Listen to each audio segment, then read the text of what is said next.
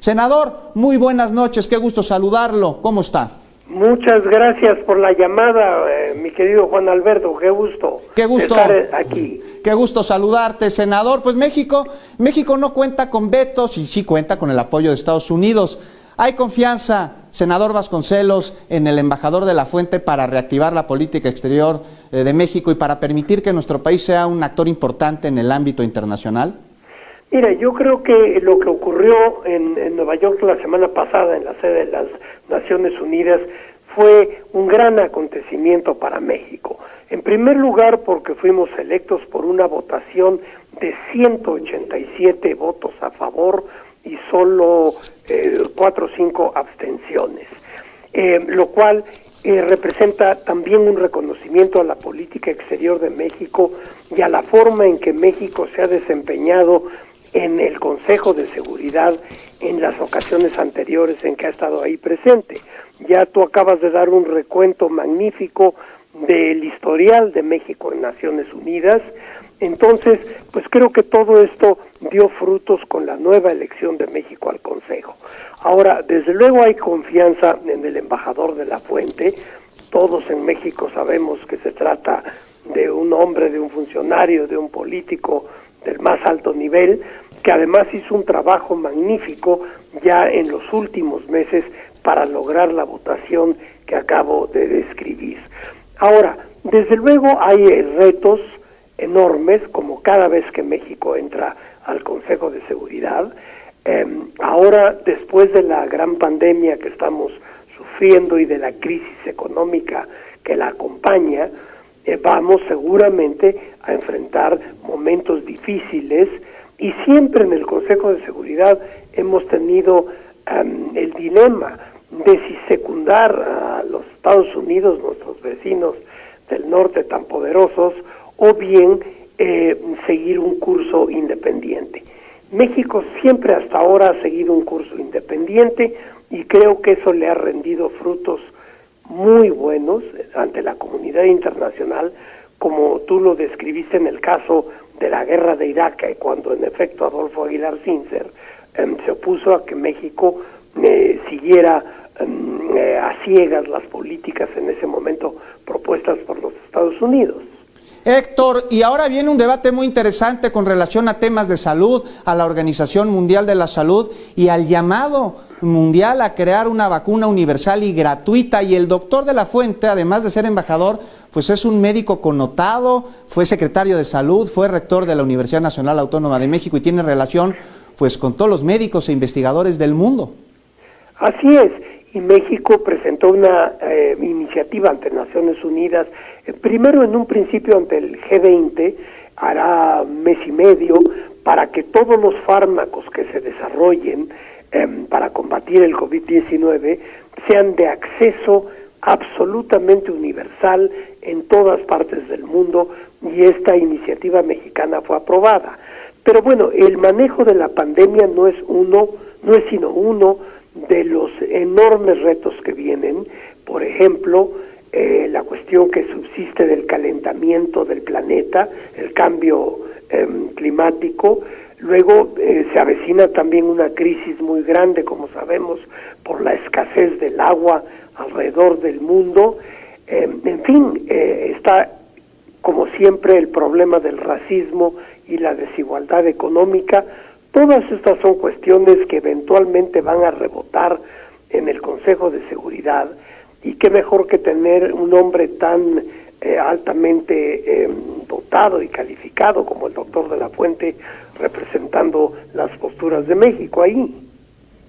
Héctor Vasconcelos, ¿hay un cambio de paradigma o tiene que haberlo que se ha acelerado con esta pandemia inédita que estamos viviendo en la actualidad? Y el llamado pues es atender primero, a diferencia de lo que se hacía antes, a quienes más lo necesitan, ya no rescatar a las grandes empresas, sino a los trabajadores, a atender las necesidades de los pobres. Y estos temas son en verdad temas de seguridad. ¿Hay un cambio en la agenda del Consejo más humanístico y menos bélico?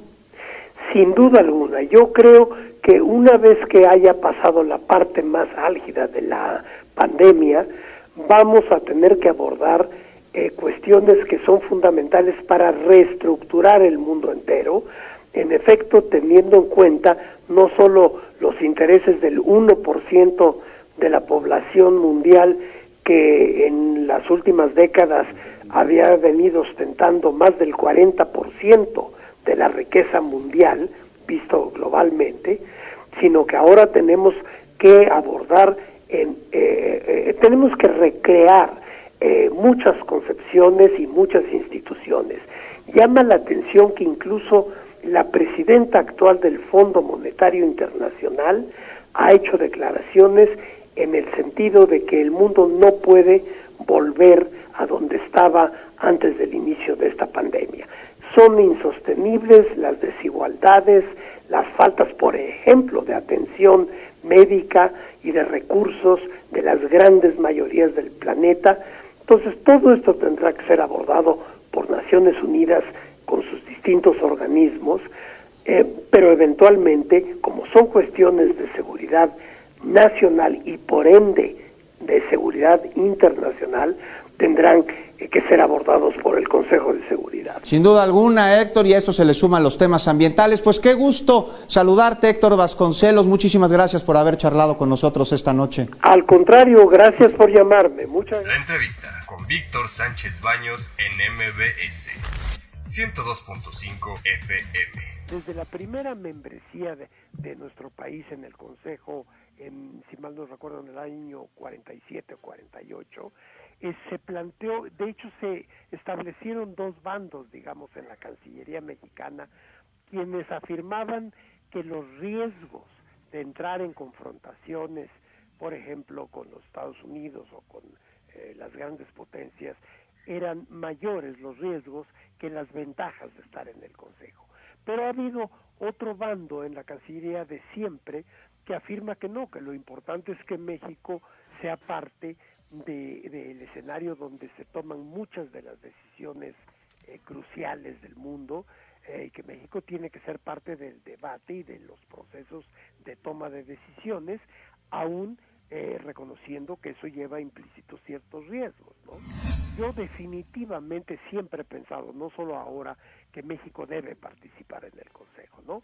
Porque yo sí me encuentro entre quienes creen que México tiene que tener una actividad internacional muy importante, claro, dependiendo del momento y de la forma y de los problemas que tenga México en un tiempo en particular, pero yo soy muy partidario de la participación de México en general en todos los foros multilaterales. Se ha hablado mucho en todos estos meses del gobierno del presidente López Obrador de que no hay mayor interés en el mundo exterior, de que no hay participación suficiente de México en la política internacional. Bueno, pues esto viene a demostrar que sí hay interés. Lo que pasa es que siempre hay prioridades, ¿no? Y desde luego lo primero es atender los asuntos nacionales, pero ya estamos en un momento en que podemos incrementar, y creo que lo seguiremos haciendo paulatinamente hasta el final del sexenio, incrementar nuestra presencia en temas internacionales. Y sobre todo, puesto que algunos de los mayores retos que enfrenta el mundo para las próximas décadas son de naturaleza internacional. Estoy pensando en el calentamiento global, precisamente en la manera de abordar las grandes epidemias, la escasez que se avecina de agua a nivel global. En fin, en todos estos grandes temas México tiene que estar